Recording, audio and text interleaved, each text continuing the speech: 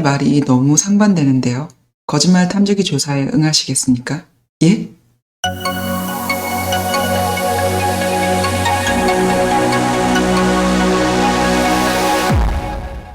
변호사님, 거탐 조사에 응해야 될까요? 저는 너무 억울한데.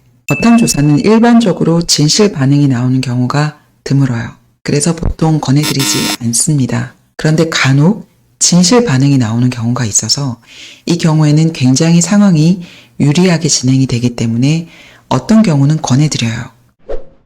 실제 저희 의뢰인분 중 교제 직전의 이성과 모텔에서 성관계를 하였는데 해당 이성분이 준강간이다.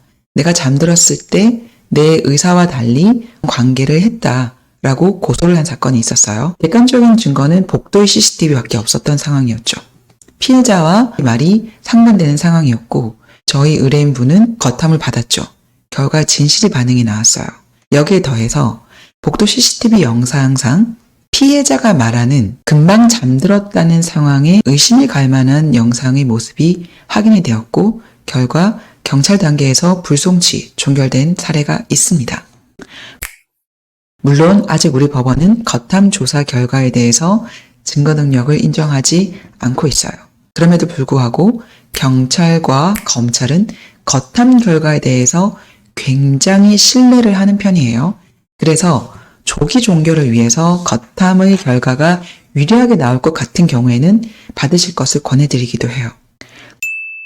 원리에 대해 설명을 드릴게요. 거탐은 폴리그래프 검사가 정식 명칭입니다. 심리 또는 생리 반응을 토대로 사람의 발언이 진실인지 거짓인지를 판단하는 거죠. 맥박, 호흡, 땀을 흘리는 정도, 숨이 가빠지는 것, 이런 것들을 체크를 해서 일반적으로 진실을 얘기할 때와 거짓을 말할 때가 달리 반응한다라는 전제를 하고 있는 거예요. 그런 의미에서 맹점은 있죠. 영화 비상선언을 보면 임시완 씨가 연기한 범인이 있죠. 이런 범인의 성격은 거짓을 이야기하는 것에 굉장히 태연해요. 그렇기 때문에 폴리그래프 검사로 거짓을 잡아내기는 굉장히 어려워요. 그 반면 일반인의 경우는 내가 억울하게 사건에 연루되었다는 사실 그 자체만으로 굉장히 불안정한 심리 상태에 있게 됩니다. 그래서 보통 진실 반응이 나오기가 어렵다는 겁니다. 내가 사건에 대해서 생각을 떠올리더라도 질의응답을 하더라도 침착을 유지할 수 있다라고 판단이 되면 거탐을 하자고 권해드려요.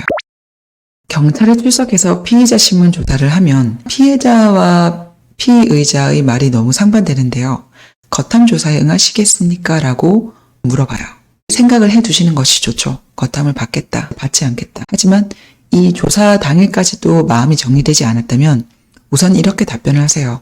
거탐을 받고 싶다. 받아서 나의 억울함을 밝히고 싶다. 그런데 거탐 조사에 대해서 신뢰하지 못하겠다. 제가 가족분들과 조금 더 논의를 해보고 말씀을 드리겠다라고 답변을 보류하세요. 사설 거탐 기간도 있어요. 미리 연습을 해본다는 측면에서 해보시는 것도 좋아요. 비용은 약 100만 원에서 200만 원 선에서 형성이 되어 있습니다. 거탐에 응할 것을 권해드리는 경우는요. 성격이 차분하고 사건에 대해 질문을 해도 평온하게 답변을 할 수 있는 경우, 그리고 다른 약물을 복용하는 것이 없는 경우 권해드려요. 이런 권해드리지 않아요.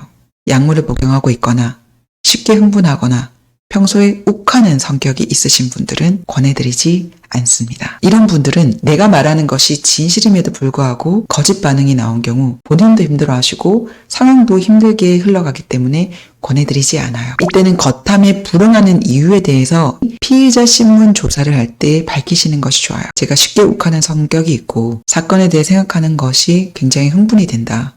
그래서 거탐은 받지 않겠다라고 피의자 신문조서에 기재해 두시는 것이 좋습니다. 어디서 하나요? 군에서 하는 거짓말 탐지 조사는 원주에 있는 국가수, 계룡에 있는 중수단, 그리고 용산에 있는 국방부 조사본부, 이렇게 3개 기관에서 시행을 하고 있습니다. 거탐의 방식.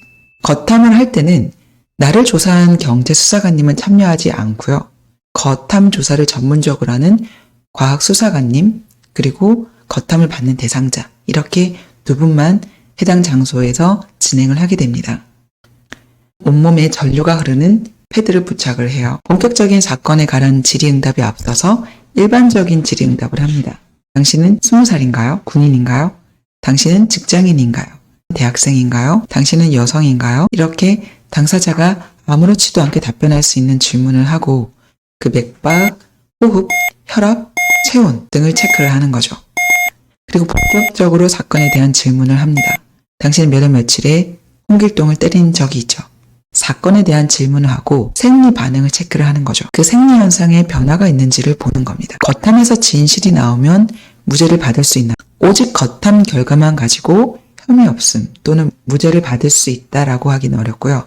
다른 객관적인 증거가 어느 정도 보강이 될 때 그 진술의 신빙성을 높여준다라는 것이 적절할 것 같아요. 하지만 상황이 굉장히 유리해지는 것은 맞아요. 겉함을 거부하면 불이익이 없나요? 전혀 없습니다. 겉함을 받고 진실 반응이 나왔을 때 상황이 유리하다는 것이지 겉함을 거부한다고 해서 그것이 불이익하게 영향을 미치는 것은 아니에요. 다만 겉함을 받을지에 대한 질문에 답변을 하실 때 내가 왜 받기를 꺼려하는지에 대해서 밝혀두시는 것이 좋아요. 겉함을 받기로 결정을 했잖아요. 그러면 연습을 해두시는 것이 좋아요. 마음을 편안하게 가지고 그리고 과학 수사관님이 옆에 계시는데 질문을 많이 하세요. 제가 이렇게 사건에 대해 생각하는 것만으로 좀 흥분이 된다. 화가 난다. 이런 말씀도 하셔도 좋고요. 과학 수사관님은 적이 아니에요. 내가 말하는 것이 진실이라는 것에 대해서 도움을 주겠다는 분이거든요. 그래서 이 분을 신뢰하고 믿고 도움을 받는 것이 좋습니다.